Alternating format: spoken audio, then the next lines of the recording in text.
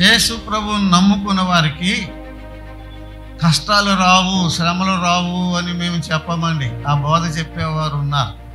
Prosperity gospel నమ్మొద్దు. యేసు ప్రభువుని నమ్ముకుంటే కష్టాలు వస్తాయి, శ్రమలు వస్తాయి అని నేను కాదు, ప్రభువే చెప్పాడు. లోకములో మీకు శ్రమ కలుగును అన్నాడు. అనలేదయ్యా? ప్రభువే కదా ఆ మాట ఉంది. లోకములో మీకు శ్రమ కలుగును అన్నాడు. మరి వీళ్ళెవరు శ్రమ గౌరవం మీకు అన్ని దీవులు అని చెప్తున్నారు? వీళ్ళని నా మార్గం విశాల మార్గం అన్నాడా, ఇరుకు మార్గం అన్నాడా? అమ్మా, ఇరుకు మార్గం అంటే విశాల మార్గం అంటున్నాడు. నో, యేసు ప్రభువుని నమ్ముకున్న వారికి శ్రమలు వస్తాయి, కష్టాలు వస్తాయి, శోధనలు వస్తాయి, ఇరుకులు వస్తాయి, ఇబ్బందులు వస్తాయి. కానీ అవన్నీ వస్తాయి, వాటన్నిటి నుంచి ప్రభు తప్పిస్తాడు.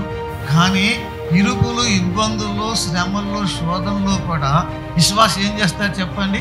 సంతోషిస్తాడు. ఏం చేస్తాడు చెప్పండి? సంతోషిస్తాడు.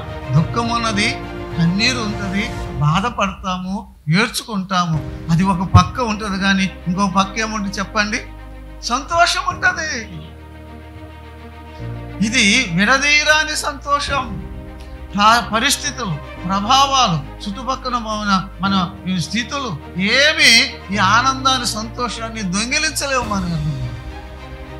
ఇది ప్రభు ఇచ్చే సంతోషం, ఇది పరిశుద్ధాత్మ ఆనందం, ఇది దేవుడు పుట్టించిన ఆనందం, ఇది నిత్యానందం అని యెషయా గ్రంథం ఉన్నది కదండి. ఆనందం చెప్పండి, నిత్యానందం. ఈ ఆనందాన్ని ఎవరు దొంగిలించలేరు. మరలా చెప్తున్నా, మోసపోవద్దు. కష్టాలు వస్తాయి, దేవుడే చెప్పారు. శ్రమలు వస్తాయి, కన్నీరు కూడా వస్తుంది, వేదన, దుఃఖం, కులి ఏడ్చుకుంటాం. కానీ ఒక పక్క ఇంకేముంటుంది చెప్పండి? సంతోషం ఉంటుంది.